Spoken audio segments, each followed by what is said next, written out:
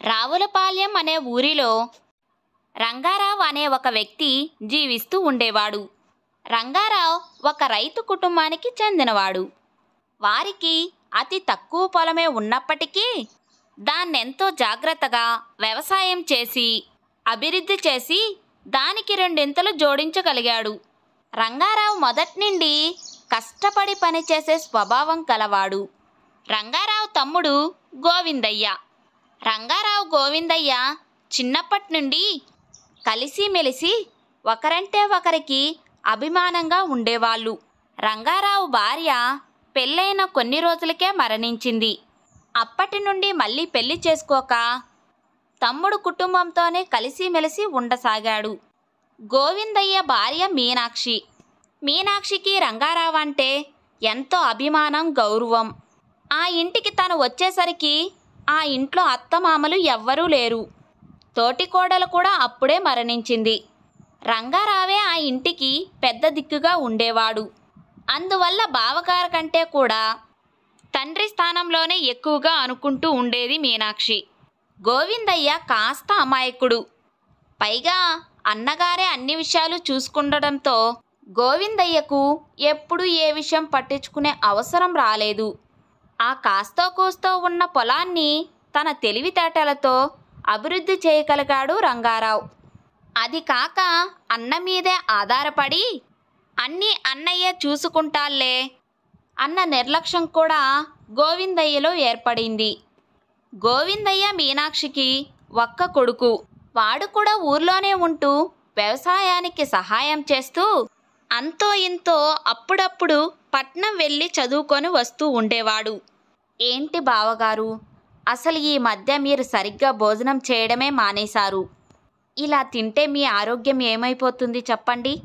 చాలా కష్టపడుతూ ఉంటారు. భోజనం కూడా సరిగ్గా చేయకపోతే నీరసపడిపోరు. ఈ మధ్య తరచూ మానేస్తున్నారు. వండిన అన్నం వండినట్టే ఉండిపోతుంది. అంతేకాని మీరు సరిగ్గా అన్నం తినడం లేదు. అదేంటమ్మా అలా అనేసావు?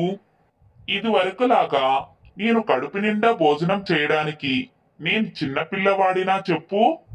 ఏళ్లు గడిచే కొద్దీ వయసు మీద పడుతుంది. ఆ విషయం నాకు శరీరం గుర్తు చేస్తూనే ఉంది. అందుకే ఈ మధ్య మితంగా తినడం మొదలు పెట్టాను. నువ్వేమో అంత మాత్రానికే కోపగించుకుంటున్నావు. అయినా వండిందంతా నేనే తింటానా ఏమిటి? అంటే ఆహారం మితంగా తింటాను అంటే ఎలా బావగారు? మీలాగా కష్టపడి పనిచేసే వాళ్ళు దానికి తగ్గట్టుగానే ఆహారం తీసుకోవాలి. ఇలా మీనాక్షి రాఘవయ్యను ఎంతో గౌరవంగా అభిమానంగా చూసుకునేది. ఇలా ఉండగా ఒకరోజు రంగారావు అకస్మాత్తుగా కళ్ళు తిరిగి కింద పడిపోతాడు. వాళ్ళింటి దగ్గరలోనే ఒక ఆచారి ఉండేవాడు. అతను కొంత ఆయుర్వేదిక వైద్యం నేర్చుకున్నాడు. చిన్న చితక వ్యాధులకు అనారోగ్యానికి వైద్యం చేస్తూ ఉండేవాడు. అతను ఆచార్య కాక రంగారావు కూడా మంచి స్నేహితుడు. మీనాక్షి పరుగున వెళ్ళి ఆచారి గారిని తీసుకువచ్చింది. ఇదిగో మీనాక్షి, రంగారావుకి ఆరోగ్యం బాగా పాడైపోయిందని నాకు అనిపిస్తుంది.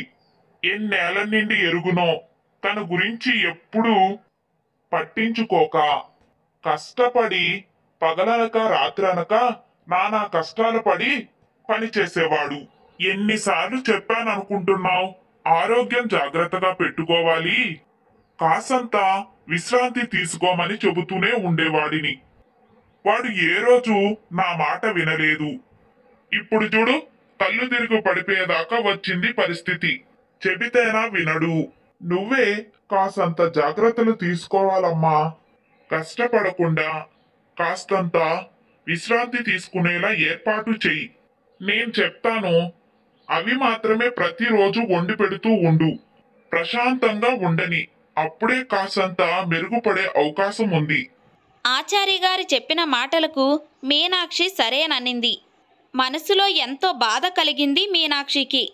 తనను ఇక్కడికి వచ్చినప్పటి నుండి కూతుర్లా ఎంతో అభిమానంగా చూసుకుంటున్న బావగారికి ఆరోగ్యం బాగోలేక మంచం మీద పడేసరికి మీనాక్షికి కాళ్ళు చేతులు ఆడలేదు. ఎలాగైనా ఆయనకు ఇక విశ్రాంతి ఇవ్వాలని నిర్ణయించుకుంది మీనాక్షి.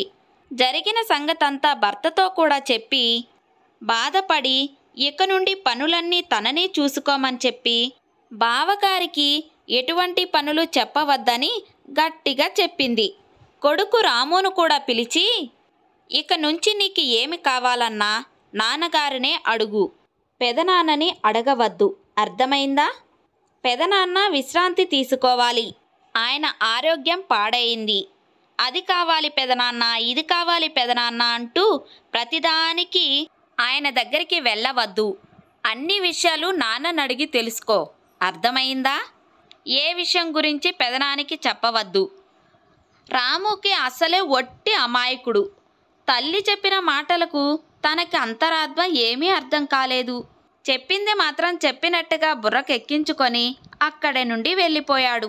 తెల్లవార్లు అదే దిగులు పడుతూ గోవిందయ్య, మీనాక్షి క్షణమైనా నిద్రపోలేకపోయారు. తర్వాత రోజు పొద్దున్నే మీనాక్షి తొందరగా లేచి గోవిందయ్యను కూడా తొందరగా లేపి త్వరగా పొలానికి వెళ్ళడానికి సిద్ధమవుమని చెప్పింది. గోవిందయ్య లేచి తయారయ్యి వెళుతూ ఉండగా పొలంలో పనిచేస్తున్న ఒక వ్యక్తి అక్కడికి వచ్చి, అమ్మా, రంగారావుని తొందరగా లేపితే పొలంలో పనిచేసిన వాళ్ళకి జీతాలు లెక్క కట్టాలి. ఈరోజు ఖచ్చితంగా ఇచ్చేయాలి. ఇప్పటికే ఆలస్యమైందని వాళ్ళు చాలా బాధపడుతున్నారు. కొంచెం పెద్దయ్య గారిని పిలవండి. చూస్తున్నావుగా పెద్దయ్య గారు పడుకున్నారు, నీకు కనిపించడం లేదా? మీ చిన్నయ్య గారు ఉన్నారుగా, చూపించి లెక్క కట్టి తీసుకో. ఇక్కడ ఇంత పెద్ద మనిషిని పెట్టుకొని పడుకున్న మనిషిని లేపమంటున్నారు ఏమిటయ్యా? అది కాదమ్మా, ఇటువంటి లెక్కలన్నీ ఎప్పుడూ పెద్దయ్య గారే చూసుకుంటున్నారు కాబట్టి ఆయన లేపమని అడిగాను. నేనిప్పుడే పొలానికి వెళ్ళే పనుంది. వెళ్తూ వెళ్తూ డబ్బులు తీసుకొని వెళ్ళిపోతే కూలీలకందరికీ ఇచ్చేయచ్చు కదా అనుకున్నాను. అయినా ఇంతకాలం అన్నీ పెద్దయ్య గారే చూసుకున్నారు కదా. చిన్నయ్య గారికి ఈ విషయాలన్నీ తెలియదు కదమ్మా. తెలియకపోతే ఏంటయ్యా, ఇప్పుడు తెలుసుకుంటారు, నేర్చుకుంటారు. ఇక నుండి అన్ని విషయాలు చిన్నయ్య గారినే అడగండి. పెద్దయ్య గారితో ఇంకా ఏ విషయాలు అడగవద్దు. ఏ పనైనా చిన్నయ్య గారిని అడగండి, ఆయన చెప్తారు, మీరు చెయ్యండి. అర్థమైందా? చిన్నయ్య గారు ఎల్లకాలం చిన్నయ్య గారిలాగానే ఉండిపోతారా? ఇదిగో డబ్బులు తీసుకువెళ్ళి అందరికీ జీతాలు ఇచ్చేసేయి. సాయంత్రం వచ్చేటప్పుడు ఎంత మిగిలిందో చిన్నయ్య గారికి చెప్పి ఇచ్చేసేయి. తెలిసిందా? ఇలా మీనాక్షి మాటలు వినపడుతూనే రంగయ్యకు మెలకువ వచ్చింది. కదలకుండా మీనాక్షి మాటలన్నీ వింటూ ఆశ్చర్యంగా ఉండిపోయాడు రంగారావు. అసలు విషయం తెలియదు కనుక రంగారావు మీనాక్షి అన్న మాటల్ని అపార్థం చేసుకున్నాడు. ఏమమ్మా, నేనిక్కడే ఉన్నానుగా, లేపితే లేచేవాడినిగా. ఎందుకు అతన్ని అంతలా విసుక్కున్నావు పాపం? ఇక్కడే ఉంటే మాత్రం ఆ మాత్రం జీతాలు లెక్క పెట్టి ఇవ్వలేమా బావగారు? మీరు పడుకోండి. ఏ పనుందని ఇంత ఉదయాన్నే లేచారు? ఇంతకాలం మేము లేవకుండా అన్ని పనులు మీరే చేసి శ్రమపడింది చాలు. మీరు శ్రమపడి పనిచేసి ఎవ్వరినీ ఉద్ధరించాల్సిన పని లేదు. ప్రశాంతంగా విశ్రాంతి తీసుకొని హాయిగా ఉండండి. ఎంతకాలం మీరే కష్టపడాలంటే ఎలా కుదురుతుంది? ఇలా మీనాక్షి మాట్లాడిన మాటలకు రంగారావుకి మరో విధంగా అర్థమయ్యాయి. అంతేలే, పెద్దవాడినైపోయాను, కష్టం చేసి బ్రతకలేను. కాబట్టి వీళ్ళకి నేను భారం అయిపోయినట్టు ఉన్నాను. అందుకనే తన భర్తకి అధికారం అప్పచెప్పాలని అనుకుంటుంది అని బాధపడ్డాడు మనసులో. ఆ ఏరా రాము, పట్నం వెళ్ళి చదువుకోవడానికి ఏమైనా డబ్బులు కావాలా? నీకేదైనా సహాయం కావాలా? చెప్పు. ఏమిటి, నాతో మాట్లాడకుండానే వెళ్ళిపోతున్నావు? నీతో ఎక్కువ మాట్లాడొద్దని, ఏ విషయాలు నిన్ను అడగవద్దని, ఇక నుంచి ఏం కావాలన్నా నాన్ననే అడగమని చెప్పింది మా అమ్మ. ఇక నుంచి సహాయం కావాలన్నా, డబ్బులు కావాలన్నా మా నాన్ననే అడుగుతాను పెదనాన్న. నిన్ను అడగాల్సిన పని లేదు. నువ్వు ప్రశాంతంగా ఆ మూల పడుకో. రంగారావుకు అసలు విషయం తెలియక మనసంతా దిగులుతో నిండిపోయింది. చివరకు తన సొంత కొడుకులా చూసుకుంటున్న రాము కూడా అలా మాట్లాడేసరికి రంగారావు బాధలో మునిగిపోయాడు. తన కష్టం చెప్పుకోవడం కోసం ఆచారి దగ్గరికి వెళ్ళాడు. చూసావా ఆచారి, ఇంతకాలం నా భార్య చనిపోయినా నా తమ్ముడు కుటుంబం కోసం కాయ కష్టం చేసి వాళ్ళని జాగ్రత్తగా చూసుకుంటున్నాను. రాముని పట్నంలో చదివించడానికి ఎప్పుడంటే అప్పుడు డబ్బులు ఇస్తున్నాను. వాడికి సరిగ్గా చదువు అబ్బనే లేదు, అయినా సరే ఒక్కరోజు కూడా తిరిగి అడగనే లేదు. అటువంటిది ఇప్పుడు వాళ్ళకి నేను భారం అయిపోయాను. అధికారం పెత్తనం తన భర్తకు అప్పచెప్పాలని నన్ను తప్పించాలని చూస్తుంది మీనాక్షి. ఇదేమైనా న్యాయంగా ఉందంటావారా? ఏం మాట్లాడుతున్నావు రంగారావు? అసలు ఏం జరిగిందో కంగారు పడకుండా నాకు చెప్పు. మీ తమ్ముడు భార్య ఎంత మంచిదో నీకు బాగా తెలుసు. అటువంటిది తన భర్తకు అధికారం ఇవ్వడం కోసం నిన్ను తప్పించాలని ఎలా అనగలుగుతున్నావు అసలు నువ్వు? ముందు అసలు మీనాక్షి నిన్ను ఏమందో అది చెప్పు. ఇక నుంచి ఏ విషయాలైనా చిన్నయ్య గారికే చెప్పాలట. నాకు ఏ విషయాలు చెప్పడానికి వీల్లేదట. మీరు పొద్దున్నే లేచి పనులన్నీ చేయనక్కర్లేదు, మీరు ప్రశాంతంగా పడుకోండి, మా పనులు మేము చూసుకోగలం అని చెప్పింది. అంతేనా? ఇంకా ఉంది. రామును ఏరా నాతో మాట్లాడడం లేదు అని అడిగితే, మా అమ్మ నీతో ఏం మాట్లాడవద్దు అనింది పెదనాన్న. ఇక నుంచి ఏం కావాలన్నా మా నాన్ననే అడుగుతాను, నీతో నాకు మాట్లాడే పని లేదు అన్నాడు. ఇంతకంటే ఇంకేం కావాలరా? చిన్నప్పటి నుండి తమ్ముణ్ణి తమ్ముడుగా కాకుండా నా కొడుకులా చూసుకున్నాను. ఇప్పుడు వీళ్లకు అధికారం పెత్తనం కావలసి వచ్చింది. కావాలంటే తీసుకోమను, నాకేం అక్కర్లేదు. నేనేమన్నా పెత్తనం కోసం ఇంతకాలం కష్టపడ్డానా? కానీ మీనాక్షిని ఎప్పుడైనా బావగారు అన్నట్టు ఉన్నానా? నా కూతుర్లాగానే చూసుకున్నాను. ఇలా కాకుండా నన్నే నిస్సందేహంగా నా దగ్గరకు వచ్చి అధికారాన్ని అప్పగించమంటే నేను ఆనందంగా అప్పగించేవాడిని. కానీ ఇలా నన్ను దూరం పెట్టి వాళ్ళకి నేను భారం అయిపోయేలా మాట్లాడడం నాకు చాలా బాధగా ఉందిరా. నువ్వు ఊరికే కంగారు పడుకు రంగారావు. నువ్వు ఉన్నట్టుండి కళ్ళు తిరిగి పడిపోతే నీకు వైద్యం చేయడానికి నేను వచ్చాను. అప్పుడే నీకే పనులు అప్పచెప్పవద్దని, విశ్రాంతి ఇవ్వమని, జాగ్రత్తగా చూసుకోమని చెప్పి వచ్చాను. అందుకే మీనాక్షి ఇలా అని ఉండింటుంది. ఇంత మాత్రానికి నువ్వు ఇలా ఆలోచించి బాధపడిపోవాలా? నాకు నచ్చ చెప్పడం కోసం విషయం బాగా మగ్గి పెడుతున్నావని నాకు అర్థమయ్యింది. ఎందుకురా ఈ నాటకాలన్నీను? విషయం నాకు కళ్ళకు కట్టినట్టు తెలుస్తుంది. నేను విశ్రాంతి తీసుకోవాలి అంటే నాకు అదే మాట చెప్పాలి. అంతేకాని ఏ విషయంలోనూ జోక్యం చేసుకోవద్దని, మా పనులు మేము చేసుకుంటామని, అన్ని విషయాలు చిన్నయ్య గారికి చెప్పాలని చెప్పిందంటే ఏమిటి అర్థం? నువ్వు వెనకేసుకొని రాకు, నాకు విషయం అర్థమవుతుంది. నాకేం బాధ లేదురా. అన్నీ వాళ్ళకే అప్పగించి నేను ఊరొదిలి వెళ్ళిపోతాను. నాకు ఎవరున్నారని? నా భార్య ఎప్పుడో చనిపోయింది. ఇక పిల్లలా లేరు. దేనికోసం ఈ తాపత్రయం? వాళ్ళ కోసమేగా కష్టపడింది. ఇక వాళ్ళే తీసుకొని నేను ఊరొదిలి వెళ్ళిపోతాను. మరుసటి రోజు పొద్దున్నే రంగారావు ఇంట్లో కనిపించకపోయేసరికి మీనాక్షి కంగారుగా గోవిందయ్య దగ్గరికి వచ్చి విషయం చెప్పింది. వాళ్ళిద్దరూ రంగారావు కోసం వెతకడం మొదలుపెట్టారు. చుట్టుపక్కల ఎంత వెతికినా రంగారావు ఎక్కడికి వెళ్ళాడో ఏమీ తెలియలేదు. పొలానికి కూడా వెళ్ళినట్టుగా అనిపించలేదు. ఇప్పుడు ఆచార్య దగ్గరికి వెళ్ళారు వాళ్ళిద్దరూ.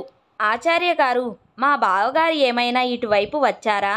పొద్దున్నుండి ఆయన కనిపించడం లేదండి. మా కాలు చెయ్యి ఆడడం లేదు. మాతో చెప్పకుండా ఎప్పుడు ఎక్కడికి వెళ్ళనే లేదు. మీరు కానీ ఆయన వెళ్ళడం మీరు చూసారా? దయచేసి చెప్పండి. వెళుతూ ఉండడం చూడలేదు కానమ్మా.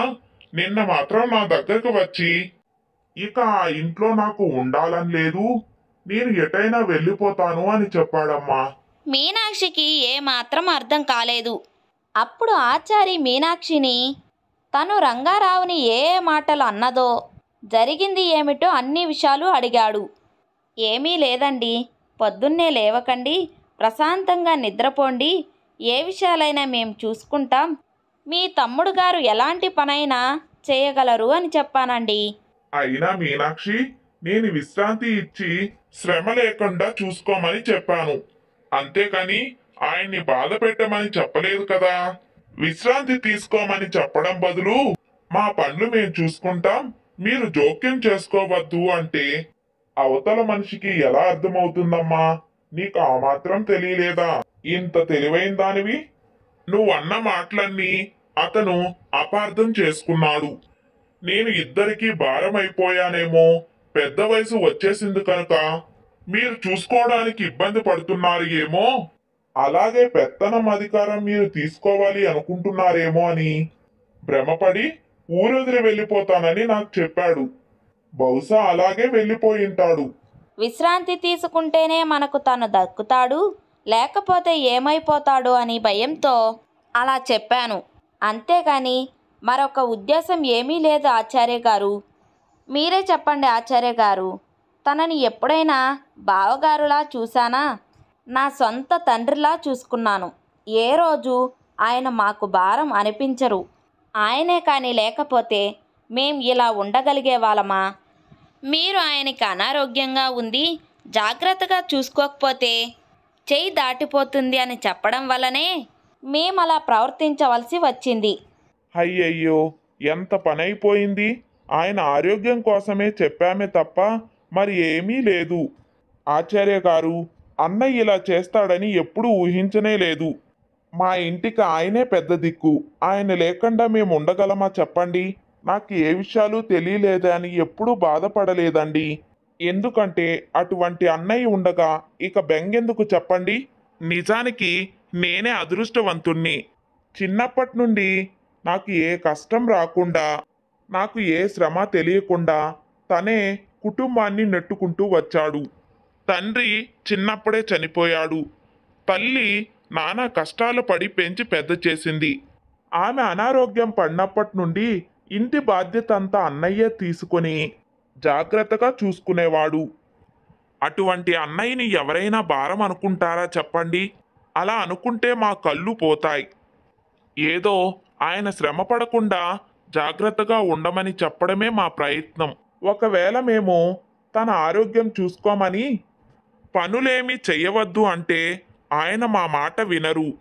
పని చేయకుండా ఆయన ఉండలేరు. నా ఆరోగ్యానికి ఏం బాధ అంటూ నిర్లక్ష్యం చేసి పనులలోకి వెళ్ళిపోతాడు. అందుకనే అలా చెప్తే వినరని కొంచెం కటువుగా మాట్లాడాం. ఇంత మాత్రానికే అలా అపార్థం చేసుకొని వెళ్ళిపోతాడని నేను ఊహించనే లేదు. చాచా, ఎంత మహా పాపం చేశాం. ఇటువంటి అన్నదమ్ముల్ని నేనెప్పుడూ చూసి ఎరిగి ఉండలేదు. అన్నంటే తమ్ముడికి, తమ్ముడంటే అన్నకి ఎంత గొప్ప అనుబంధం. ఇటువంటి వాళ్ళని విడదీయాలని చూస్తానా? అధికారం, పెత్తనం ఎవరి చేతుల్లో ఉంటే ఏముంది?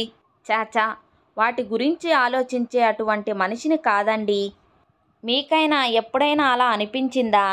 కానీ మా బావగారు నన్ను అలా అపార్థం చేసుకుంటారని నేను ఎప్పుడూ అనుకోలేదు. ఇంతలో తలుపు చాటు నుండి వీళ్ళ సంభాషణ అంతా వింటున్న రంగారావు బాధతో బయటికి వచ్చాడు. అయ్యో, బాధపడకండమ్మా. మీరు చెప్పిందంతా నిజమే. నేనే అపార్థం చేసుకున్నాను. 4 మాటలు కటువుగా మాట్లాడేసరికి నన్ను పక్కన పెట్టి ఇల్లు, పొలము మీ అధికారంలోకి తీసుకోవాలి అనుకుంటున్నారని నేను భ్రమపడ్డాను. ఈ ఆచార్య గారు ఎంత చెప్పినా నేను వినిపించుకోలేదు.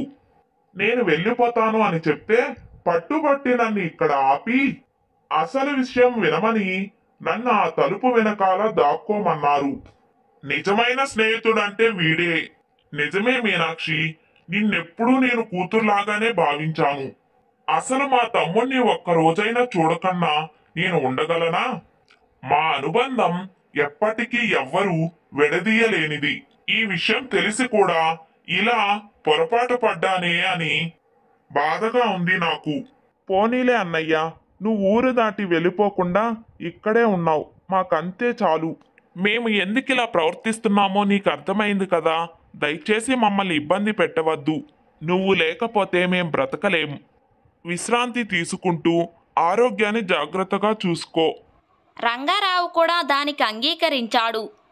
తనకి పెద్దగా ఇష్టమున్నా లేకపోయినా తన వాళ్ళ కోసం వాళ్ళ అనుబంధం చూసి ఎంతగానో మురిసిపోయాడు. కష్టాలు అపార్థాలు ఎన్నో రావచ్చు, కానీ తొందరపడక నిజానిజాలు తెలుసుకొని అనుబంధాన్ని నిలబెట్టుకోవాలి. ఇలా వీళ్ళ అనుబంధం కలకాలం చాలా సంతోషంగా సాగింది.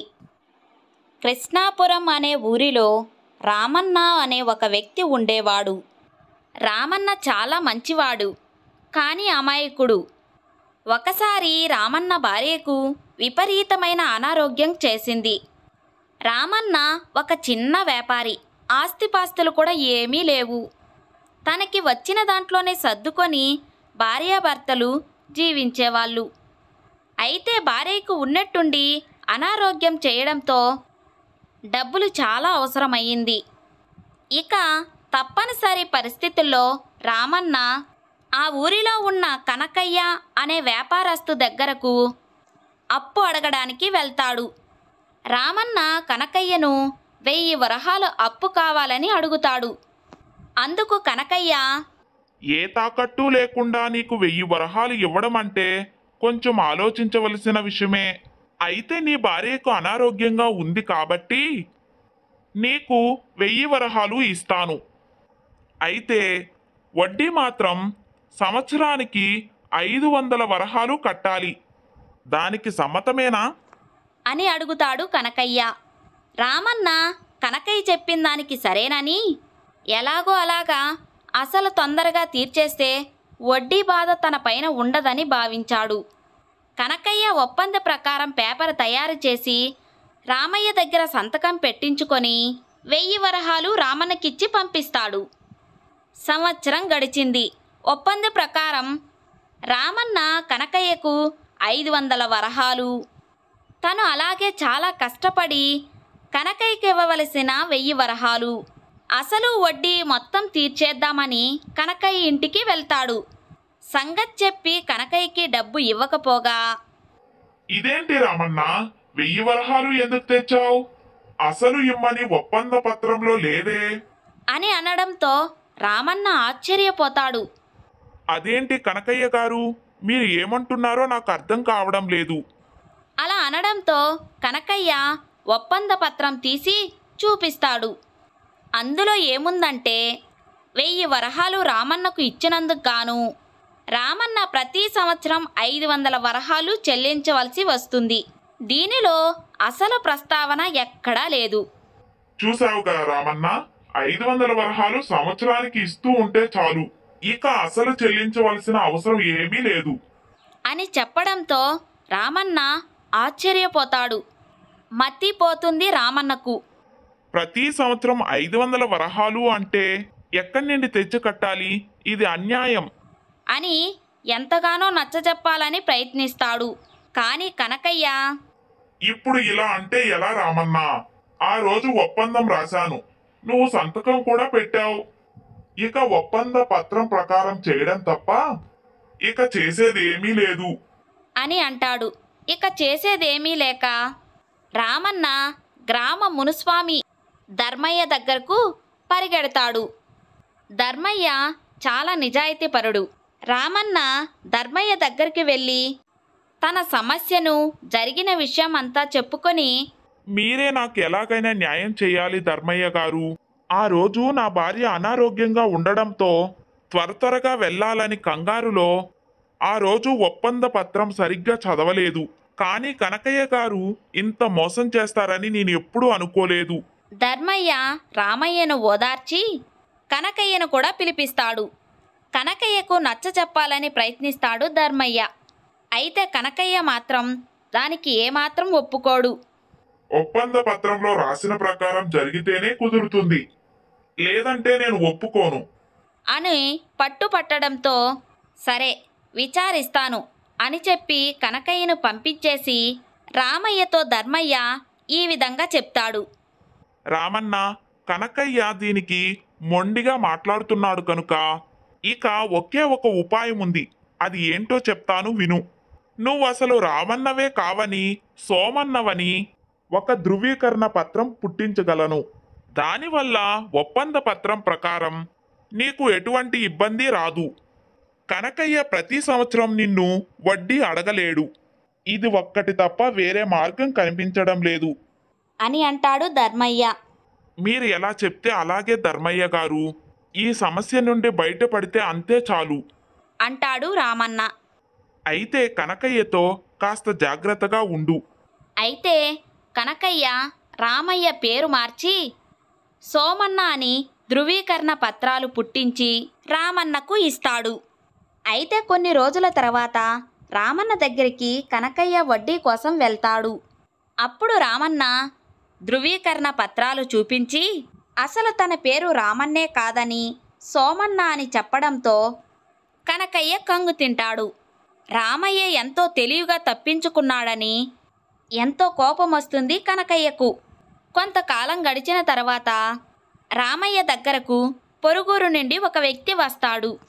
ఆ వ్యక్తి రామయ్యతో దూరపు బంధువులు చనిపోయారని వారి ఆస్తి మొత్తం రామన్న పేరు మీద రాశారని చెప్తాడు. అయితే ఆ పత్రాలు రామన్నకివ్వడం కోసం ఊరిలో ఒక పెద్ద మనిషి దగ్గర రామన్న అనే పేరు మీద ధృవీకరణ పత్రం చేయించాలని అనుకుంటారు. ఆ వచ్చిండే వ్యక్తి ఊరిలో కనకయ్య అనే వ్యాపారి. మాకు చాలా పరిచయం. అతనితో వ్యాపార సంబంధాలు కూడా ఉన్నాయి. అతను నువ్వు రామయ్యవు అని పత్రం ధృవీకరిస్తే ఆస్తి పత్రాలు నీ చేతిలో పెట్టి మేము వెళ్ళిపోతాం అని చెప్తాడు. ఆస్తి విలువ 1,00,000 వరహాలు. అయితే రామన్న అంత మొత్తంలో డబ్బులు తనకు వస్తే జీవితంలో ఏదో ఒక రకంగా స్థిరపడచ్చు కదా అని ఆలోచించుకొని తప్పేది లేక కనకయ్య దగ్గరకు వెళ్ళి నేను రామన్ననే అని ధృవీకరించమని అడుగుతాడు. అప్పుడు కనకయ్య నువ్వు రామన్నవే అని ఒప్పుకుంటే నాకు ప్రతి సంవత్సరం 500 వరహాలు చెల్లించాలి. మరి దానికి సమ్మతమేనా? నువ్వు సోమన్నవు అన్నావు కదా అని అంటాడు. అప్పుడు రాజన్న సరేనండి కనకయ్య గారు, మీకు 500 వరహాలు చెల్లిస్తాను అని చెప్పడంతో కనకయ్య ఒక పత్రం తీసుకువచ్చి దానిలో తనే రామన్నను అని ఒక సంతకం పెట్టమంటాడు. రామన్న సంతకం పెట్టిన వెంటనే పక్క ఊరు నుండి వచ్చిన వ్యక్తి అక్కడ నుంచి వెళ్ళిపోతాడు. రామన్నకు అక్కడ ఏం జరుగుతుందో అర్థం కాదు. అప్పుడు కనకయ్య ఇదంతా నేనే చేయించాను. నువ్వు నాకు అప్పు ఎగ్గొట్టి నాకు డబ్బు చెల్లించకుండా తిరుగుదామనుకుంటున్నావా? ఇప్పుడు నువ్వు రామన్నవని ఒప్పుకున్నావు. ఇక నువ్వు నాకు డబ్బు కట్టక తప్పదు అని అంటాడు. ఆస్తి లేదు గీస్తి లేదు, ఇదంతా నేను ఆడిచ్చిన నాటకమే అని కనకయ్య అనడంతో రామన్నకి మతిపోతుంది. ఆలోచించకుండా ఎంత పెద్ద పొరపాటు చేశాను అని కంగారు పడుతూ మళ్ళీ ధర్మయ్య దగ్గరికి పరిగెడతాడు. ధర్మయ్య రామయ్య చేసిన పనికి ఈసారి గట్టిగా తిట్టి పరిష్కారం ఆలోచిద్దామని చెప్పి రామన్నను పంపించేస్తాడు. మర్నాడు రామన్నను కనకయ్యను ఇద్దరినీ పిలిపించి ధర్మయ్య విచారణ చేస్తాడు. ధర్మయ్య కనకయ్య ఒప్పంద ప్రకారం నువ్వు ప్రతి సంవత్సరం 500 వరహాలు చెల్లించాలి. చెల్లిస్తావా లేదా అని అడుగుతాడు రామన్నను. నేను ఇవ్వలేనండి, నా స్తోమత మీకు తెలుసు కదా అని అంటాడు. అయితే నిన్ను కారాగారానికి పంపడం తప్ప నేనింక ఏమీ చెయ్యలేను అని అంటాడు ధర్మయ్య. దానికి రామయ్య అంగీకరిస్తాడు.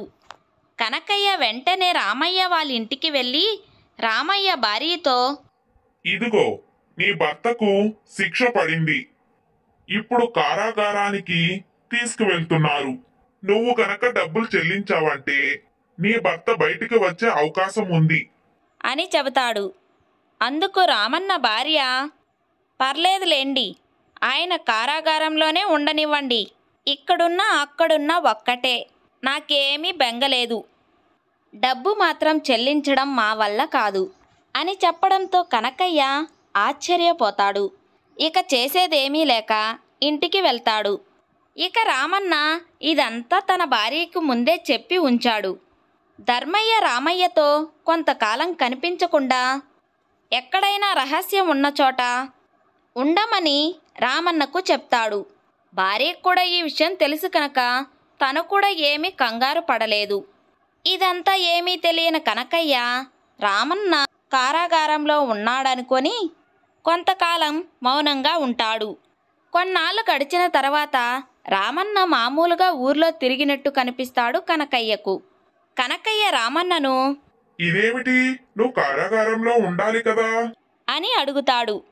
నన్ను సత్ప్రవర్తన కింద 2 రోజుల క్రితమే విడుదల చేశారు కనకయ్య గారు అని రామన్న చెప్తాడు. అలాగా, అయితే సరే, నా డబ్బులు నాకివ్వు అని అడుగుతాడు.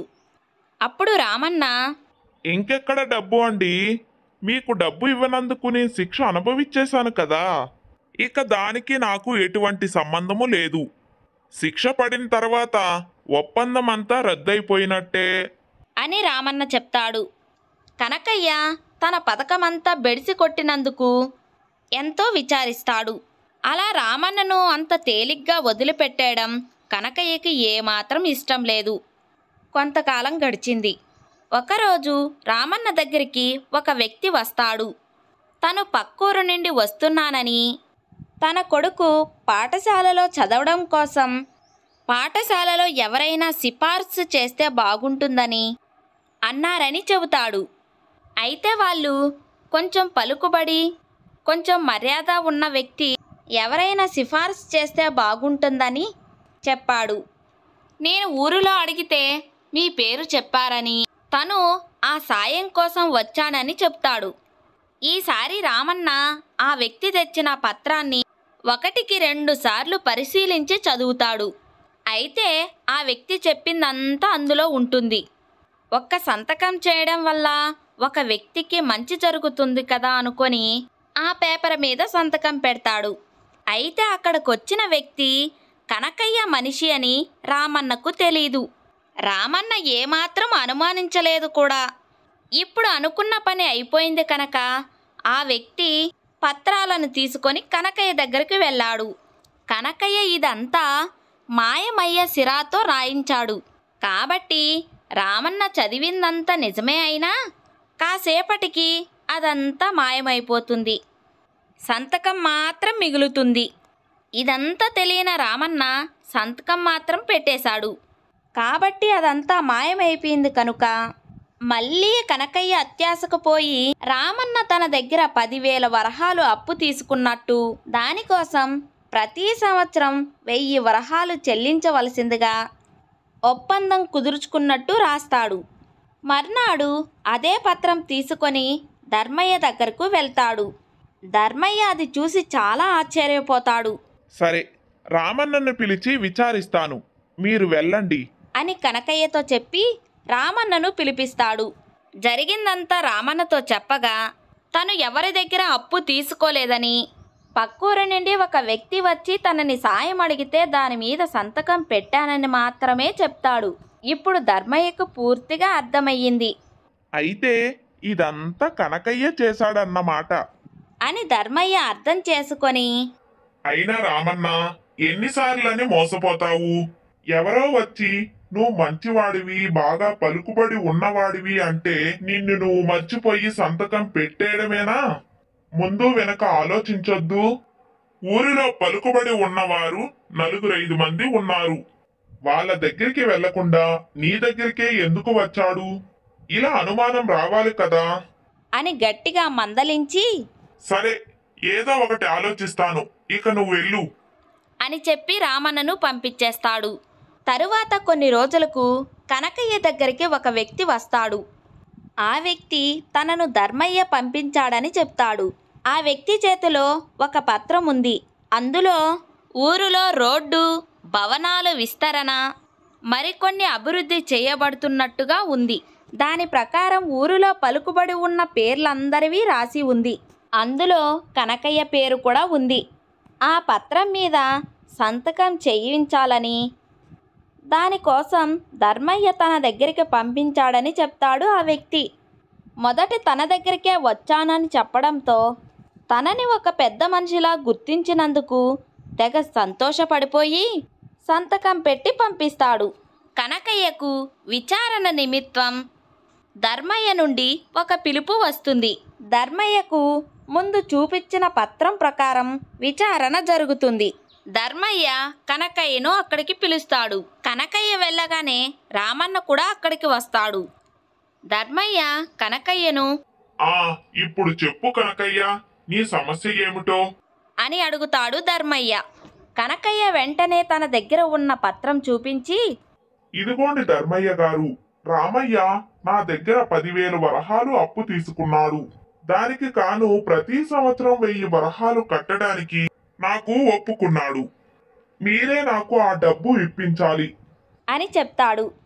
రామన్న ఇంతలో ధర్మయ్యకు ఒక పత్రం చూపించి, చూడండి ధర్మయ్య గారు, ఈ కనకయ్య నా దగ్గర 20 వరహాలు అప్పు తీసుకున్నాడు. దానికి కాను నాకు ప్రతి సంవత్సరం 2,000 వరహాలు ఇస్తానని ఈ ఒప్పంద పత్రంలో రాశాడు అని అడగడంతో కనకయ్య ఆశ్చర్యపోతాడు. ధర్మయ్య గారు, ఇదంతా మోసం. నేనెప్పుడు రామయ్య దగ్గర అప్పు తీసుకున్నాను? అసలు అతనికి నాకు అంత అప్పు ఇచ్చే స్తోమత ఉందా? ఒక్కసారి ఆలోచించండి అని అడుగుతాడు. మరి అయితే కనకయ్య 10,000 వరహాలు అతనికి ఏ ఉద్దేశంతో ఇచ్చావు? ఏదన్నా తాకట్టు పెట్టుకున్నావా అని అడుగుతాడు. కనకయ్య ఏమీ లేదు అని చెప్పడంతో, మరి ఇంత పెద్ద వ్యాపారస్తుడివి, ఏదన్నా తాకట్టైనా పెట్టుకొని ఉండాలి, లేదా అప్పు ఇవ్వకుండా ఉండాలి. ఊరికే 10,000 వరహాలు అతనికి ఇచ్చావన్న దాంట్లో నమ్మసక్యంగా లేదు కదా అని అంటాడు ధర్మయ్య. ఇప్పుడు కనకయ్యకు ధర్మయ్య రాజన్న ఇద్దరూ కలిసి తను చేసిన మోసం తనకే తిప్పికొట్టారని అర్థమయ్యింది. అయితే ఆ రోజు వచ్చిన వ్యక్తి అభివృద్ధి కోసం సంతకం పెట్టించుకొని తీసుకురమ్మని ఆ వ్యక్తిని పంపించాడనమాట. ఇదంతా అర్థమైన కనకయ్య ఏమీ మాట్లాడకుండా మౌనంగా ఉంటాడు. ఇప్పుడు ధర్మయ్య, చూడు కనకయ్య, తప్పుడు ఆలోచనలు చేస్తే తప్పుడు ప్రయోజనాలే కలుగుతాయి. నువ్వు అన్యాయంగా రామయ్య దగ్గర డబ్బులు ఎందుకు కాజేయాలని చూస్తున్నావు? ఇటువంటి మోసపూరితమైన పనులు చేయడం వల్ల నీకే నష్టం జరుగుతుంది. ఇప్పుడు చెప్పు, నువ్వు తెచ్చిన ఒప్పంద పత్రం నిజమైతే రామన్న తెచ్చిన పత్రం కూడా నిజమే అవుతుంది. రెండిటినీ ఒప్పుకోమంటావా అని అడుగుతాడు. కనకయ్య ఇప్పుడు, వద్దండి ధర్మయ్య గారు, ఇప్పుడు నాకు బుద్ధి వచ్చింది. దయచేసి రెండిటినీ రద్దు చెయ్యండి. ఇంకెప్పుడు ఇటువంటి పనులు చెయ్యను. అత్యాశకు పోయి ఇటువంటి మోసానికి పాల్పడ్డాను. నన్ను క్షమించండి అని కనకయ్య చెప్పడంతో ధర్మయ్య 2 పత్రాలను అక్కడే చించివేసి, ఇకపై ఇటువంటివి జరగకుండా చూసుకోమని కనకయ్యకు గట్టిగా చెప్పి పంపిస్తాడు. ఇక రామన్నతో అమాయకంగా ప్రవర్తించవద్దని బుద్ధి చెప్పి పంపిస్తాడు. ఇక ధర్మయ్యకు ఇటువంటి మోసాలకి శాశ్వత పరిష్కారం వెతకాలని అనిపించింది. ఇలా మళ్ళీ ఎప్పుడైనా ఎవరికైనా జరగవచ్చు. ఇలా ఎన్నిసార్లని ఎంతమందిని కాపాడగలడు? కాబట్టి దీనికి శాశ్వత పరిష్కారం చూడాలి అని అనుకొని తర్వాత రోజు ఊర్లో ఎవరైనా సరే ఇటువంటి ఒప్పందాలు చేసుకున్నప్పుడు తన సమక్షంలోనే చేసుకోవాలని ప్రకటించాడు. ఒకవేళ తన సమక్షంలో జరగని పక్షాన ఆ ఒప్పందం చెల్లదని దండోరా వేయించాడు. అప్పుడు తన సమక్షంలో మాట్లాడుకొని రాసుకుంటారు కనుక ఇటువంటి మోసాలు జరగవని భావించాడు. ఈ విధంగా కనకయ్య లాంటి మోసగాళ్ళు ఆటలు ఇక జరగలేదు. ఈ విధంగా ఊరిలో మోసాలు క్రమంగా తగ్గిపోయాయి. ఇలా కనకయ్య ఒక మంచి పరిష్కారం చూపించి గ్రామానంతా కాపాడాడు. కథ నచ్చిందా? అయితే వెంటనే లైక్ చేసేయండి. మరో మంచి వీడియోతో మళ్ళీ కలుసుకుందాం.